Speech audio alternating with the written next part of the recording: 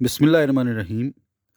اگر اس بات کو کہ پیغمبر اسلام حضرت محمد صلی اللہ علیہ وسلم میں ایک عرب کی تمام اچھی صفات موجود تھیں لیکن وہ ان کی بری صفات سے بالکل پاک تھے، آپ کے اعلان نبوت کے بعد کہا جاتا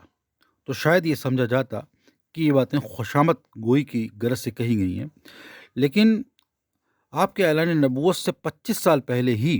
لوگ انہیں امین، امانت دار اور صبور اور صبر کرنے والے کے نام سے پکارتے تھے۔ ہم امین کے لفظ میں صرف ایک ہی مفہوم مطلب تاتپر سمجھتے ہیں، جس کا مطلب امانت داری یا دیانت داری ہے،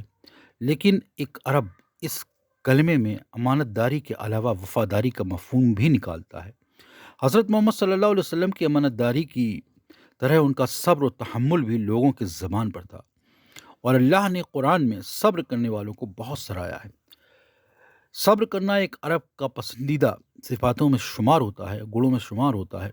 اور عرب باشندے اس بات پر یقین رکھتے ہیں کہ دنیا کے مال اور متاع پونجی سے محروم ہو جانا کوئی عیب کی بات نہیں، بلکہ عیب کی بات یہ ہے کہ انسان مشکلات میں صبر اور استقامت، مضبوطی کا دامن ہاتھ سے چھوڑ دے اور بے قراری اور اضطراب، بے چینی کا مظاہرہ پردرشن کرے۔ پیغمبر اسلام حضرت محمد صلی اللہ علیہ وسلم کی استقامت، دوستی، وفاداری، عہد کی پابندی، وعدے کی پابندی اور امانت داری کے چرچے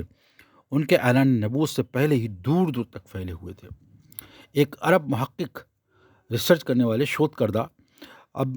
ابو داود رحمۃ اللہ علیہ اپنی کتاب سنن میں لکھتے ہیں کہ جب رسول اللہ صلی اللہ علیہ وسلم تقریباً 30 سال کے تھے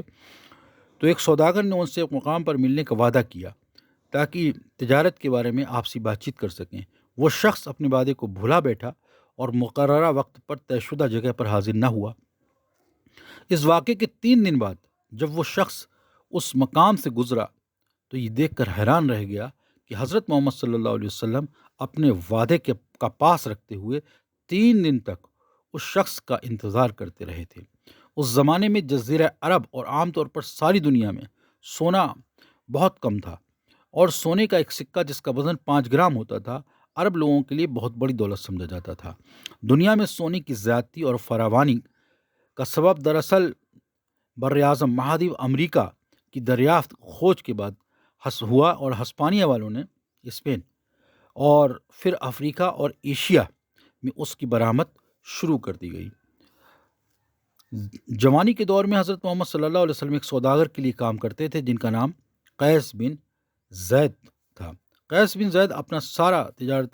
تجارتی مال حضرت محمد صلی اللہ علیہ وسلم کے سپرد کر دیتے تاکہ وہ اسے فروخت کر کے بیچنے کے لیے دوسرے مقامات پر لے جائیں۔ حضرت محمد صلی اللہ علیہ وسلم اس سامان کو فروخت کے سلسلے میں دور دراز کا سفر طے کرتے اور واپسی پر 1500 سے 2000 تک سونے کے سکے بکے ہوئے مال کی قیمت کے طور پر